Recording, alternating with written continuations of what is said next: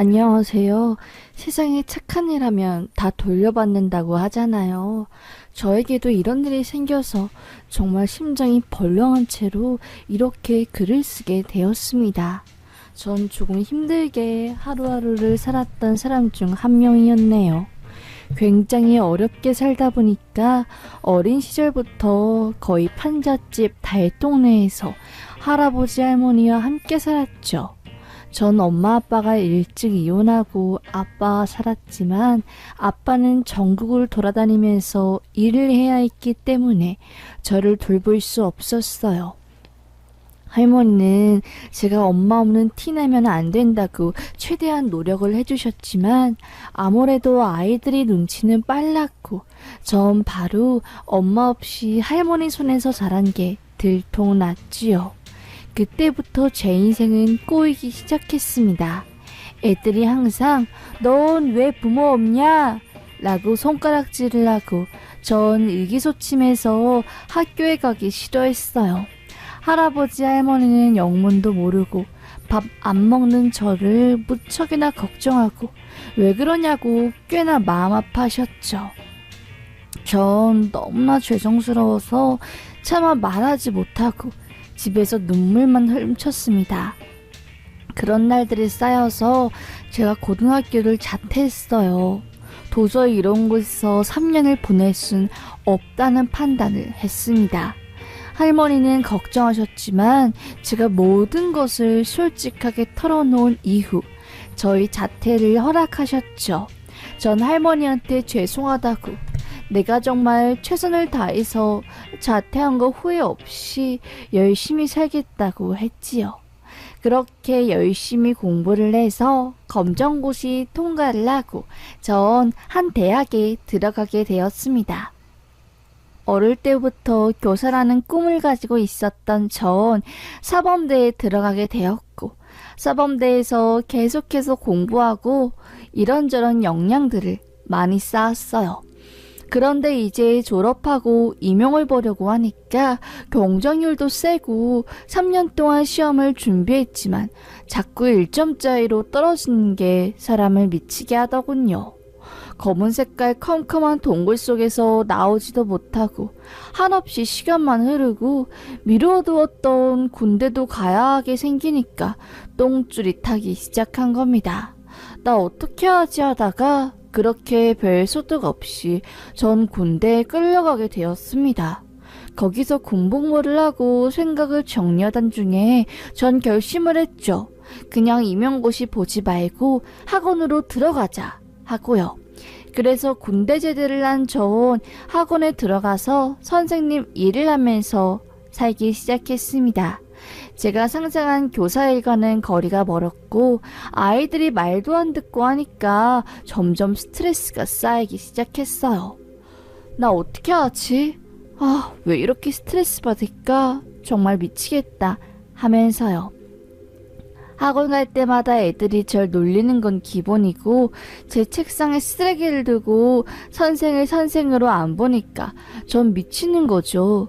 결국에 전 퇴사를 했고 사무직에 들어갔습니다. 20대 때 연속으로 받은 실패라는 결과에 전 점점 더 피폐해졌고 마음이 닳아졌어요. 난 왜 이렇게 바보 같을까 하면서요. 시간이 지나면서 그런데 제게 천사 같은 사람이 생겼어요. 같이 회사를 다니던 여자분이 저에게 오랜만에 뭐하고 사냐고 연락을 했고 전 반갑다고 하면서 그녀와 만났죠. 그때 그녀가 제게 고백을 한 거예요. 원래부터 관심이 있었는데 이렇게 고백 안 하고 못하고 시간이 지나가서 우리 사이 더 서먹해지면 그때 나 어떻게 해야지 모를 정도로 힘들 것 같다고 그러니까 내 고백을 받아달라고 하면서요. 전 곰곰이 생각하다가 그래 우리가 또 언제 이렇게 만날지 모르니까 진지하게 교제해보자 라고 한 뒤 그녀와 만남을 시작했습니다. 그녀는 너무나 멋진 사람이었어요. 저보다 훨씬 더 현명하고 사람들 사이에서 기죽는 것도 없고 항상 저에게 대단하다고 제 자존심을 채워주는 여자 중에 한 명이었죠. 그런 그녀에게 사랑이 빠진 전 그 누구보다 열렬하게 사랑했고 결국 시간이 지나서 저와 그녀는 아이를 가지게 되었습니다.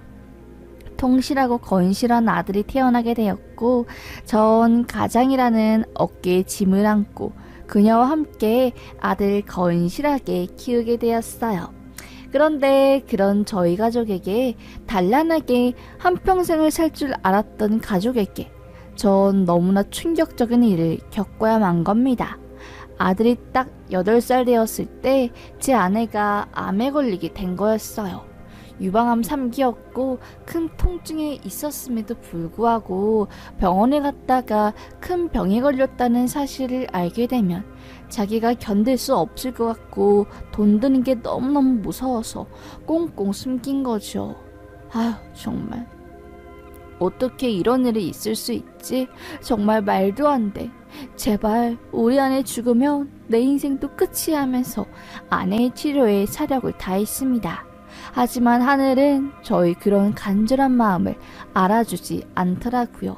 전 아내를 떠나보낼 수밖에 없었습니다. 시간은 하염없이 흐르고 아내의 악화되는 몸은 고칠 수가 없더군요. 아내가 떠나고 나서 저에게 남은 것이라곤 빚뿐이었고, 이 빚을 갚기 위해 아파트 전세금을 빼고 달동네 집으로 이사를 가게 되었습니다. 착한 아들은 전학을 가야 함에도 불구하고 어떠한 투덜됨도 없었고, 전 괜찮다고 아빠가 빨리 성공해서 우리 아들 다시 아파트로 가게 해달라고 했죠. 저는 씩 웃으면서 불안한 마음을 애써 감추었습니다.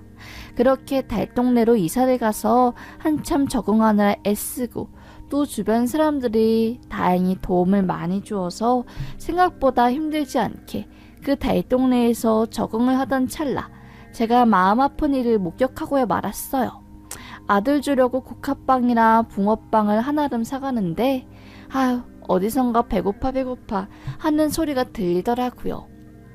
뭐야, 어디서 난 소리야 하고 전 고개를 이리저리 돌리는데 제가 고개를 돌리는 곳에는 그 목소리의 출처가 없었습니다. 제 발 쪽에서 들리는 거였어요. 알고 보니까 그 철대문 사이 틈에 한 아이가 사람 지나가는 걸 보고 그 틈에다가 배고파 라고 말을 한 겁니다. 전 고개를 숙여서 그 대문 밑을 보았고 거기에 한 여자아이가 배고프다고 신음하는 모습이 보였어요. 전 대문을 콩콩콩 두들겼고 그 여자아이는 바로 문을 열며 저를 보더라고요. 전 아들에게 주려고 했던 국화빵 반 봉지를 그 아이에게 건네며 많이 배고프니 이거라도 먹고 있으렴 이라고 했습니다. 그 아이는 얼마나 가난한 것인지 한겨울에도 슬리퍼를 신고 란닝구에 아주 얇디 얇은 옷을 거쳤을 뿐이었어요. 그 아이는 정말 감사합니다 할머니 하고 소리치고 집으로 들어가더라고요. 아유, 달동네에서 할머니랑 둘이 힘들게 사는 아이구나. 얼마나 힘들까 하면서 전 그 아이를 생각했습니다. 집에서도 자꾸 머릿속에 그 아이가 아른거리더라고요. 얼마나 힘들면 애가 그 추운 곳에서 덜덜 떨면서 밥을 달라고 할까 했어요. 전 동네 사람들에게 물어보았죠. 그 사람들은 그러더라고요. 그 집 원래 되게 힘든 집이야. 그 집 엄마가 바람나서 애들 할머니한테 맡기고 도망갔잖아. 그리고 그 고얀 게 그 장남이 지네 엄마 명의로 대출받아서 완전 쫄딱이야. 아무것도 없어. 애랑 할머니만 불쌍하지. 아유 라고 하더라고요. 아이고, 그 여자아이 저의 어린 시절과 비교하면 할수록 마음이 비슷하게 느껴지면서 불쌍했습니다. 엄청 힘들게 살고 있었던 거였죠. 저의 과거가 생각되면서도 저도 그 아이에게 마음이 갔어요. 그리고 정말로 그 무엇보다 이렇게 추운데 패딩 하나 없이 난닝구에 허름한 체육복을 걸치면서 그 시멘트 바닥에 흙바닥에 누워있는 게 안쓰러웠습니다. 어떻게 이 아이에게 조금이나마 따뜻하게 해줄까 곰곰이 생각을 했어요. 저도 아이들이 있어서 아들 챙기느라 빠듯했지만 그래도 우리 아들은 내 손길도 가고 패딩도 있고 또 따뜻하게 할 게 많으니까 싶었죠. 그래서 전 그 아이에게 바로 손을 내미기로 결심했어요. 아무래도 할미랑 단둘이 사는 거니까 겨울이붓 뜨신 거 시장에서 사고 또 여자아이들이 좋아할 만한 분홍 색깔 패딩을 사서 그 아이에게 건넸습니다. 그 아이는 너무나 고마워했어요. 처음에는 굉장히 쑥스러워하다가 크리스마스니까 아저씨가 선물이라고 할머니랑 같이 입으라고 건네주었지요. 전 그 집 안에 들어가서 누워있는 할머니를 보았습니다. 할머니는 저를 보자마자 아이고 이걸 어째 이리 받아도 되겠나요?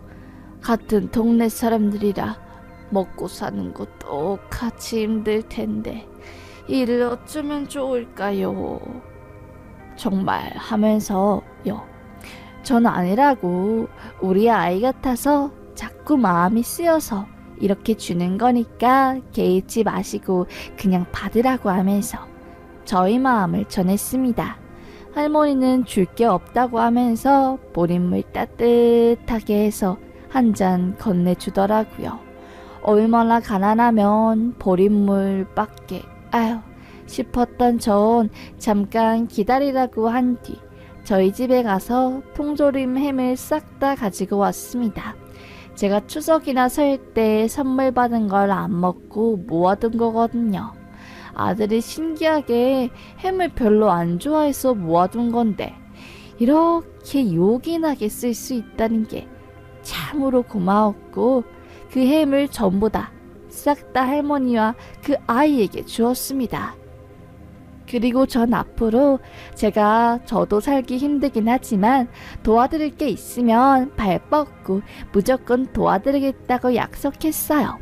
그래서 사람들 통해서 교회에서 장학금도 주고 힘들게 사는 아이들에게 무료 교육과외 봉사 이런 프로그램 연결시키는 것도 전달했죠. 그 덕에 그 할머니와 아이는 조금 사는 게 여유가 있어졌습니다. 아이도 원래는 학교를 가는 둥 마는 둥 했는데 동사무소 직원이 손길이 닿아서 학교에도 갈 수 있게 되었고요. 얼마나 다행이던지요. 하여튼 마음을 한숨 덜게 되었어요. 제 아들도 시험 보고 또 학교에 가느라 굉장히 바쁘게 살았고 시간이 흘러서 아들이 지 혼자 돈을 벌 수 있는 나이가 되자 저도 어깨에 짐이 내려지면서 돈을 더더욱 많이 모을 수 있게 되었습니다. 그래서 달동네에서 벗어나서 서울로 이동해 한 빌라에 들어가게 되었어요. 참으로 다행이었죠. 아무래도 달동네에 살면 겨울에 미끄러운 그 길을 다 내려오다가 엄청 다치는 일도 많았고 치안도 무척 안 좋았었습니다. 동네 사람들 중에선 강도에게 피습당해서 반신불구된 사람들도 있었고 어떤 사람들은 도둑 때문에 트라우마가 생겨서 온 집을 자물쇠로 걸어둔 사람도 있었어요. 그만큼 장난이 아닌 곳이었습니다.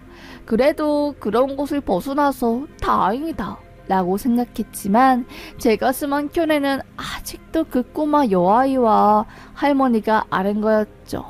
그런데 그것도 먹고 사느라 바쁘니까 기억이 점점 희미해지더라고요. 언제 그랬지 라는 순간들이 슈르륵 순간들이